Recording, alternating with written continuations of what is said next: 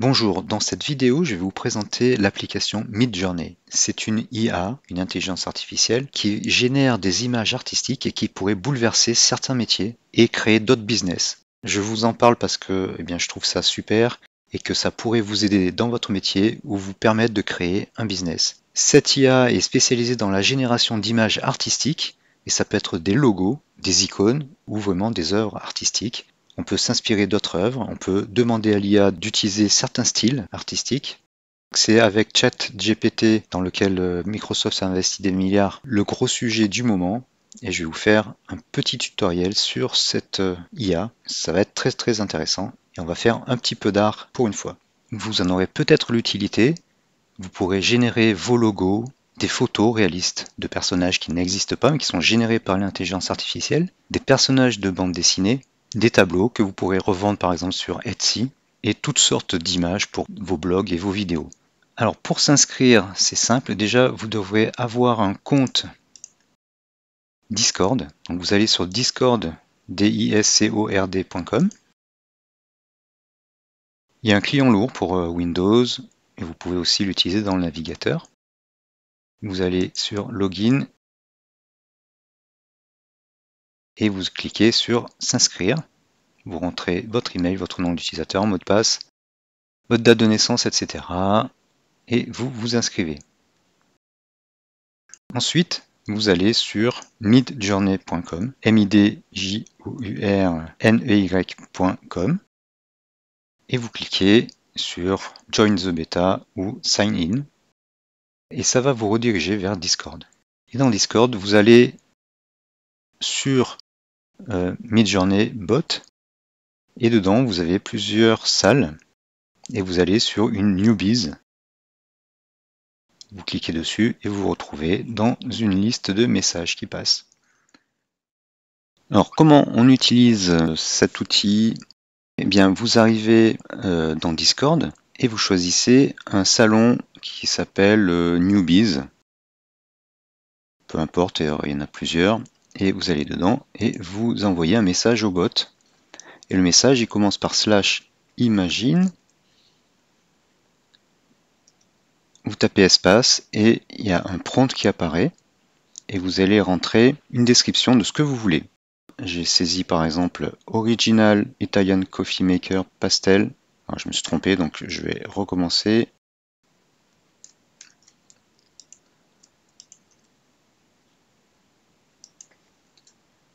Et je vais aller enlever le background. Voilà, c'est posté, donc on voit que c'est en attente. Waiting to start ici. Il y a beaucoup de messages qui défilent, d'autres personnes génèrent d'autres images. On voit tout passer, il y a beaucoup de choses qui défilent. Là, il n'y a pas grand monde, souvent c'est plus chargé. On est averti par un petit son que c'est terminé. Il va générer 4 images. Et voilà, il m'a généré les images. Et vous avez ces 4 images. Vous pouvez les enregistrer, vous cliquez dessus, vous pouvez l'enregistrer, enregistrer sous, ou ouvrir dans un navigateur web. Et cette image, vous allez l'enregistrer quelque part sur votre disque. On clique à côté pour la faire disparaître. Vous avez la possibilité de régénérer, de trouver d'autres photos, enfin d'autres images ici, en cliquant ici. Vous avez la possibilité d'agrandir une des images. Alors elles sont numérotées 1, 2, 3 et 4. Donc si je veux avoir une version agrandie de celle-ci, je ferai U2. Et si vous voulez des variantes d'une version, vous allez cliquer sur V, avec V1, V2, V3, V4. Donc moi je veux déjà agrandir la 4. Voilà, donc là il a sélectionné, ça veut dire qu'il va l'agrandir. Et je veux des variantes de cette même 4. Voilà, donc on attend un petit peu. Une fois qu'il a généré les images, voilà, donc ça par exemple c'est le résultat d'une image upscalée, donc c'est le U. Vous pouvez demander de nouvelles variations, faire un upscale plus léger ou un upscale redo, ou l'afficher dans une page web. La page web c'est ça. Alors si jamais ça marche pas, quand vous cliquez sur l'image, quand il agrandit, vous pouvez cliquer ici pour l'afficher dans une page web, mais parfois ça marche pas. En tout cas, là dans la session que j'ai, ça marchait pas tout le temps. Vous cliquez sur l'image et vous cliquez sur ouvrir dans le navigateur web. On peut envoyer une image pour qu'il prenne copie sur cette image. On peut aussi envoyer l'URL d'une image pour qu'il s'inspire de l'image qui est sur l'URL. Donc là, il m'a fait des variations.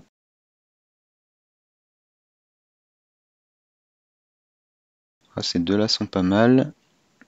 Je vais ouvrir dans le navigateur et je vais demander un upscale de 1 et de 2. Est-ce qu'il me le prend en compte? Oui. Voilà. Donc qu'est-ce qu'il m'a produit? Autre chose. Donc ça c'était l'ancienne version, là où je m'étais trompé, et il m'a généré une image agrandie. Donc je vais cliquer là-dessus. Je clique oui. Là, pas d'erreur. Et je l'enregistrerai. Donc on peut demander des variations. Je vais faire un bêta upscale redo. Et je vais attendre. Bon, on peut générer toutes sortes d'images. Des œuvres d'art, des images qui peuvent servir dans des présentations, dans des sites web. On peut même demander, voilà, il m'a généré une version. Je vais l'ouvrir. Et là, mes jobs sont en train d'être réalisés. On peut même demander, donc imagine, une web page with header, footer for selling, trading, strategy. Et on va voir ce qu'il va nous faire. Alors là, je ne sais pas si c'est parce que j'enregistre, mais j'ai pas entendu les sons. Donc là, je vais ouvrir. Voilà, c'est pas la même, c'est bon. Et là, il est en train de me générer des web pages, mais qui sont pas très jolies. Donc voilà, donc c'est pas ce que je voulais en fait. Ce qu'on peut faire, c'est non pas copier les images des autres, mais copier les demandes et les adapter. Donc moi, je me suis fait un fichier de demandes. Donc voilà, create a beautiful UI UX web page selling trading strategy. Ça, je pense que c'était une erreur. Je l'enlève. Et ça, je vais aussi l'enlever. Donc je copie ça, je l'enlève et j'ajoute imagine devant. Bon, il y a eu un petit bug. En fait, hier, quand j'ai essayé d'enregistrer la vidéo une première fois, cette fonction ne marchait plus. Il y avait un bug sur Discord. Là, c'est pas le cas, donc on va créer ça. Et j'espère qu'il va me faire quelque chose de mieux. Voilà, donc on a quelque chose qui est pas mal. Alors le problème quand on lui demande de créer quelque chose, un logo ou une page web comme ça, c'est qu'il met du texte bidon. Même si on lui demande de mettre quelque chose, il rajoute très souvent des lettres en plus, devant ou après. C'est un petit problème. Donc celle-ci est pas mal. Celle-là en bas est pas mal. Celle-là en bas est pas mal, mais j'aime pas trop le personnage. Donc on va lui demander des variantes de la 4. Voilà. Voilà en gros comment ça fonctionne. Il y a d'autres fonctionnalités, mais vous pouvez aller sur la fac ou Getting Started, les règles, etc. pour apprendre un peu plus. Vous pouvez uploader un fichier via cette commande ou taper l'URL pour l'image. Voilà, il m'a généré des exemples. Bon, j'aime pas trop le personnage, mais c'est quand même pas mal. Donc je vais lui demander d'agrandir la 2. Voilà. En tout cas, c'est une source d'inspiration. Vous pouvez regarder ce que font les autres et vous inspirer de ce qu'ils mettent, les descriptions ici. Concernant l'utilisation, donc il y a, je crois, 20 ou 25 générations possibles gratuitement. Alors normalement, vous ne pouvez pas utiliser ce qui a été produit. Vous n'avez pas les droits en fait. sauf si vous avez un abonnement payant. Et si vous avez un abonnement payant, vous avez environ 3 heures d'utilisation. Alors je ne sais pas si c'est par mois, et 200 générations par mois. Donc je pense que c'est par mois les 2 heures. Quand vous avez épuisé votre crédit, il va vous demander de souscrire. Il va vous donner un lien dans le chat. Sinon vous faites subscribe. Mais ça marche pas toujours. Vous pouvez aussi aller dans un lien qui est celui-là. /account. Et vous pouvez donc avoir un plan. Alors le basic plan c'est 8 $ par mois. En annuel, c'est-à-dire payé sur une année. Vous avez 200 générations par mois et 3h20 de calcul. Donc j'en ai déjà consommé pas mal. Vous pouvez en acheter des supplémentaires. Voilà, vous avez les droits d'utiliser ce que vous avez généré de façon, on va dire, commerciale. Ça, c'est le cas uniquement si vous avez payé un abonnement. La licence est une Creative Commons si vous ne payez pas, donc c'est ce qui est écrit là. Vous avez une FAQ.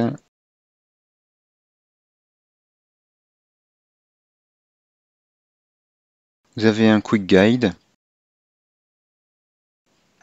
Il y a aussi une web API que vous pouvez utiliser.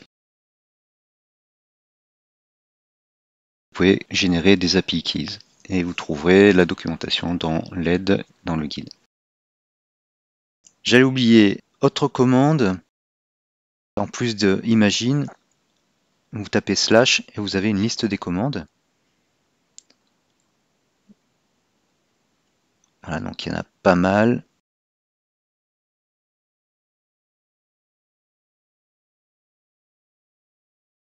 Donc vous tapez / et vous avez une liste de commandes. La première commande qu'on peut taper, c'est help. Voilà, donc vous avez plein d'infos avec des user manuals, l'accès à votre compte, donc c'est midjourney.com/app. Un rappel des commandes par défaut. Donc on a par exemple info /info qui liste les infos sur votre souscription avec le lifetime usage. J'espère que c'est pas 131 images au-delà de l'année d'abonnement. J'espère que c'est sur l'année ou sur le mois. Le nombre de jobs en cours, etc., etc. On peut aller sur nos feeds où on retrouve toutes les images générées. Donc ça, c'est toutes les images que j'ai générées.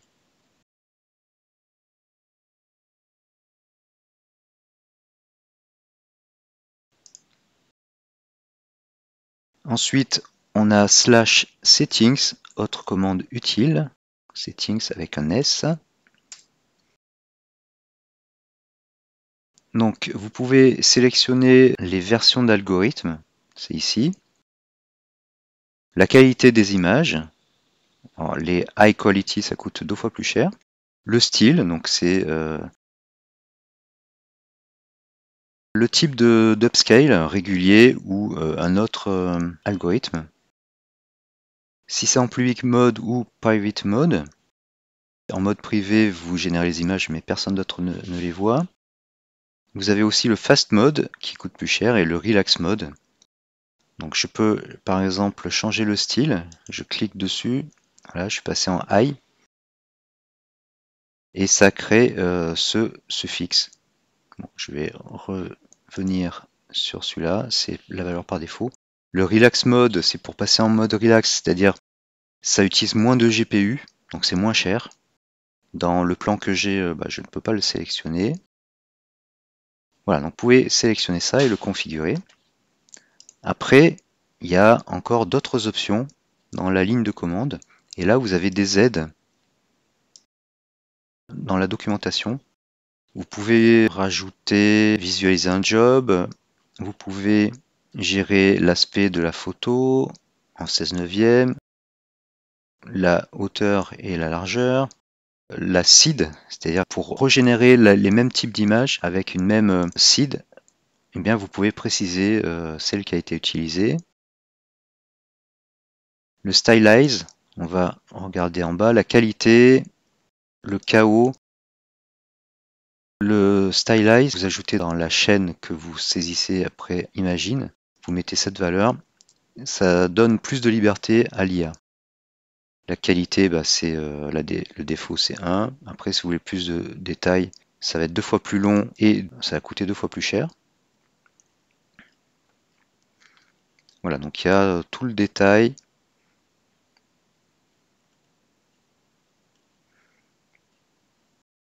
Vous pouvez aussi donner des poids à vos critères. Par exemple, si vous demandez un hot dog, food, vous saisissez hot dog et food, en mettant 2 points et une valeur, ça va donner un poids plus important, donc à dog ici, parce que c'est 1,5, et un poids moins important à food. Ça, c'est ce qu'on a vu à l'instant. Donc ça, c'est le style, donc ça donne plus ou moins de liberté à l'IA. La qualité, fast relax, etc. Voilà, enfin, vous avez aussi la syntaxe pour mettre des URL d'images, puis après vous mettez votre prompt. Voilà, donc vous avez d'abord l'URL de l'image, un critère avec son poids, un autre critère, etc. et les options. Voilà, donc vous avez plein d'exemples là, ça vous permet de mieux manipuler l'application. Voilà, écoutez, j'espère que ça vous aura intéressé. On peut faire plein de choses avec cet outil. Cette revue est faite le 25 janvier 2023 et le service est toujours en évolution. Donc les contenus, les services sont susceptibles de changer, ça peut évoluer et ça évolue très vite. Je vous remercie d'avoir suivi cette vidéo et à bientôt.